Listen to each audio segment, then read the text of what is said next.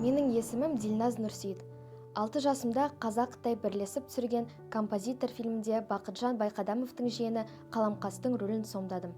«Композитор» фильмі Екінші дүниежүзілік соғыс кезінде қытайлық музыкант Си Цзиньхайдың Қазақстанда тұрғаны, оның қазақ композиторы Бақытжан Байқадамовпен достығы туралы баяндайды. «Композитор» фильміндегі кастингте 70 баланың ішінен мен таңдаған болатын Қаламқастың рөліне. Бұл менің фильм түсіріліміндегі алғашқы тәжірибем болғандықтан түрлі қиындықтарға тап болдым, бірақ дегенмен түсірілім тобы маған ерекше қолдау көрсетіп, менің өзіме деген сенімділігімді нығайтты. «Композитор» фильмі 2019 жылы жарыққа шығып, көптеген кинофестивальде түрлі марапатқа ие болды. Сондай-ақ Ванкуверде өткен 8-ші халықаралық Қытай кинофестивалінде үздік фильм, үздік режиссер, үздік әйел рөлі және ең үздік ер адам рөлі номинациялар бойынша Қызыл үйеңкі жапырағы сыйлығын жеңіп алды.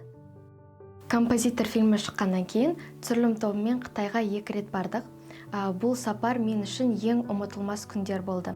Шанхай кинофестивалінде мен болашағы зор жас актриса жүлдесін жеңіп алдым. Бұл жүлде маған үлкен жетістік болды. Бейжің киноакадемиясында өткізген тамаша сәттерді әлі ұмытқан емеспін. Ол жердің атмосферасы ерекше болды.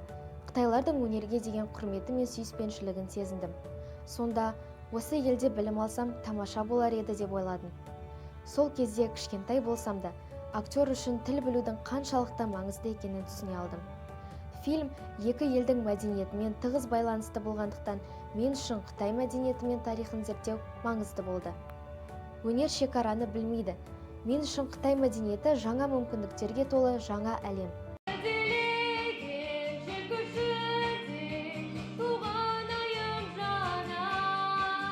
Қазір жасым 14-те, орта мектепте оқимын. Өнер мектебінде вокал бойынша білім алып жатырмын. Бос уақытымда спортпен айналысқанды ұнатамын және Қытай тілін үйреніп жүрмін. Фильмнің түсірілімі аяқталғанда менде Қытай мәдениетіне деген қызығушылық пайда болды. Сондықтан Қытай фильмдерін көріп, Қытай тілін үйрене бастадым. Оны зерттеп жүргеніме 2 жылдай уақыт болды. Бастапқыда өте қиын болды. Өйткені Қытай тілінің айтылуы мен жазылуы басқа тілдерден айтарлықтай ерекшеленеді. Дегенмен, бұл қиындықтар менің алға ұмтылуыма күш беріп, ынталандыра түсті. Жаңа мүмкіндіктер ашты.